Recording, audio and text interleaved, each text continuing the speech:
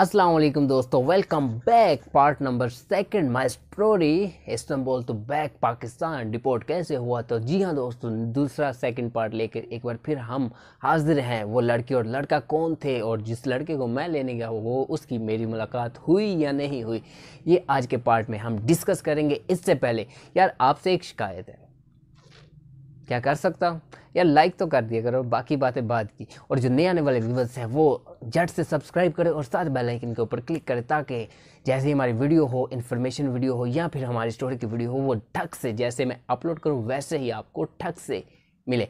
अच्छा चलो वीडियो का करते हैं आगाज़। अच्छा, वो लड़की और लड़का कौन थे जो जिसके पास ना तो हैंड बैग था ना कैरी बैग था, जिनको मैं देख कर जिनके बारे में ये सोच रहा था कि लड़की लड़का कौन हो सकते थे, और जिस लड़के को मैं लेने गया था वो मुझे मिला या नहीं मिला।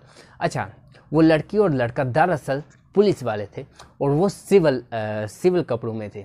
उनके पास ना तो बैग था ना कुछ था और वो सिविल में थे। एक्चुअली वो जब भी वो उस तरफ गेट से आउट हो रहे थे, मैं गेट के सामने से गुजर रहा था, गुजर के आगे पहुंचा। जब वापसी से रिटर्न हुआ तो वो लड़की और लड़का मेरे सामने खड़े थे, और जो लड़की थी उसके पास वायरलेस फ़ोन जो होता है पुलिस वाले के पास अक्सर, वो उसने इस तरह अपनी बगल के नीचे लगाया हुआ था जिसको मैं देख नहीं पाया। और सेकंड बार जब वापस मैं मुड़ा तो वो आगे से उस लड़के ने अपना वॉलेट निकाला और कहता है आई एम पुलिस। मैंने दिल में कहा इट्स ओके तो खैर उसने कहा पुलिस चेकिंग वगैरह की। मुझे बोलता है योर पासपोर्ट, मैं नोट नो पासपोर्ट, कार्ड, मैंने बोला नो कार्ड। पूछता है कि वेयर यू फ्रॉम, मैं पाकिस्तान, स्पीच तुर्किश, मैं इट्स ओके करें। कहता है कि कितना अर्सा हो गया यहाँ, मैंने बोला 5 साल। यहाँ क्या कर रहे हो, मैंने बोला दोस्त है उसको लेने आया। कहता है कि कार्ड भी नहीं है, पासपोर्ट भी नहीं है, 5 साल से। जिस समय मैं बोला ना 5 साल, वो ऐसे मेरे हैरान होकर ना मुझे कर 5 साल हो गए गैर कानूनी तरीके। मैंने बोलता है कार्ड बनवाया नहीं है, स्टे कार्ड वगैरह जिसको खिमली कहते हैं वो। कहता है खिमली मैं नहीं बनवाई। कहते हैं कि 5 साल से ऐसे क्या करते हो। मैंने बोला काम करता हूँ, चेकिंग वगैरह की, पॉकेट की चेकिंग की। बैग था मेरे पास, ये अक्सर बैग जो मैं अक्सर जो पहन के वीडियो वगैरह बनाता है वो बैग था, उसकी चेकिंग वगैरह की। कुछ भी नहीं ऐसा मिला जो मशकूक हो या फिर ऐसी किसी किस्म का।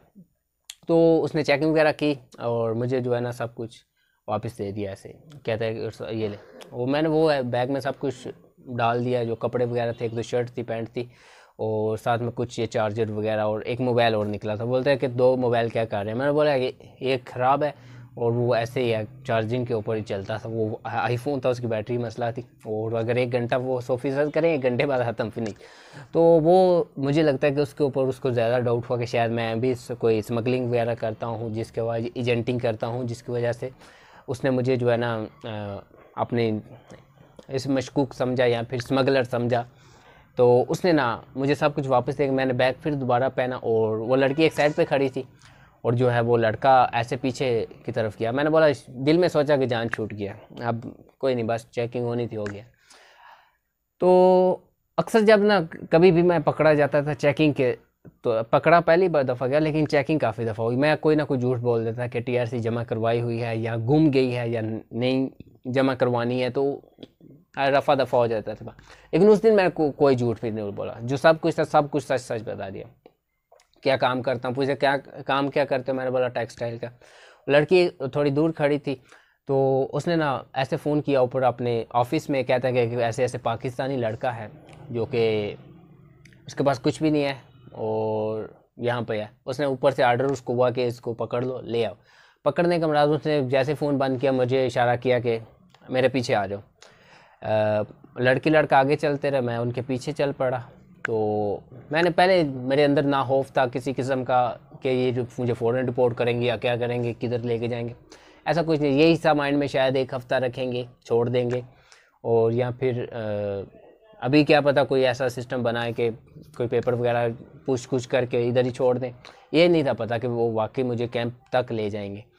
तो जो है ना वो आगे चले गए, फिर जिस लिफ्ट में मैं बैठ के नीचे आया उसी में मुझे बिठा के ऊपर ले गए।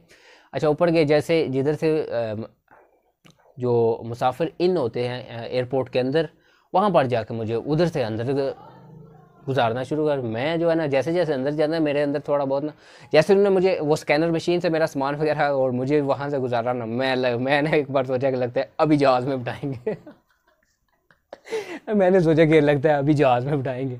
तो जैसे वो स्कैनर मशीन से मेरा सामान और सब कुछ लेके मुझे अंदर इन हो गए ना, तो वो लड़का ना, जो लड़की थी पुलिस वाली, उसको बोलता है कि इसको ऑफिस में लेके चलो। तो वो ऑफिस में लेके जा रहे हैं, तो मैं ना उसको ना पूछता हूँ, वो कहती है स्पीच इंग्लिश, मैंने बोला तुर्किश आप बात कर सकती हैं। वो बोलते हैं नसैन क्या हाल है आपका, मैंने बोला ठीक हूँ। कहते हैं कि यहाँ कितना अर्सा होगा, मैंने 5 साल। क्या काम करते हो, मैंने बताया सब कुछ। मैंने बोला कि आप मुझे डिपोर्ट करोगे, वो कहती है मुझे नहीं पता। मैंने बोला थोड़ा बहुत बता दो, अगर डिपोर्ट करना है तो मुझे जो है ना एक बार इस्तांबुल जाने दो, वहाँ पर मेरा कुछ अमाउंट है, मैंने कुछ पेमेंट जो है सैलरी लेनी है, 2 महीने की सैलरी है, और कुछ मैंने जो है उधार दिया हुआ है किसी अपने दोस्त वगैरह को, वो मैंने लेना है। तो जैसे मैं वैसे भी 5 साल मुझे इधर हो गया, मैं वैसे भी इस साल में 1-2 महीने के अंदर वैसे भी वापस जा रहा हूँ। वो बोलते हैं मुझे पता नहीं है, ऑफिसर को पता है, वो ही जानता है कि उस क्या करना है क्या नहीं करना। वो मुझे ऑफिस में ले गए, वहाँ पर दोबारा एक और पुलिस वाला वो आ गया, वहाँ पर मेरी दोबारा से चेकिंग हुई।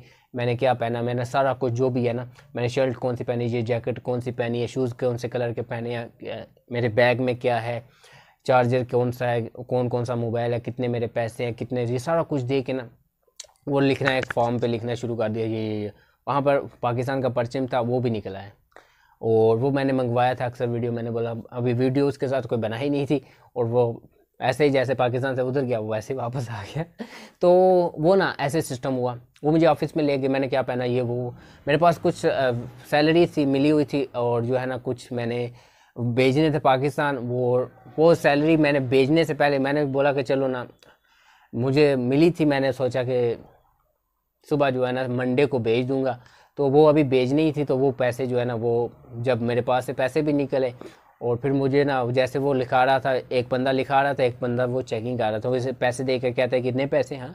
वो ऐसे हैरान हो गए कि इतने पैसे इसके पास हैं वाकई। मैंने बोला सर काम करता हूँ मैं, कोई चोरी डकैती नहीं करता, कैसे मुझे देख रहे हैं। तो खैर उन्हें सब कुछ लिखा लुका, मुझे फिर 2 पुलिस वाले लेके आए। मैंने वो जो नया पुलिस वाला आया ना, फिर उससे बात करने की कोशिश की कि क्या पता कुछ छोड़ दें ये वो। मुझे एक और दफ्तर में बिठाया, 5 मिनट बिठाया, मुझे कहते हैं पानी वगैरह पी लो। मैंने बोला ओके।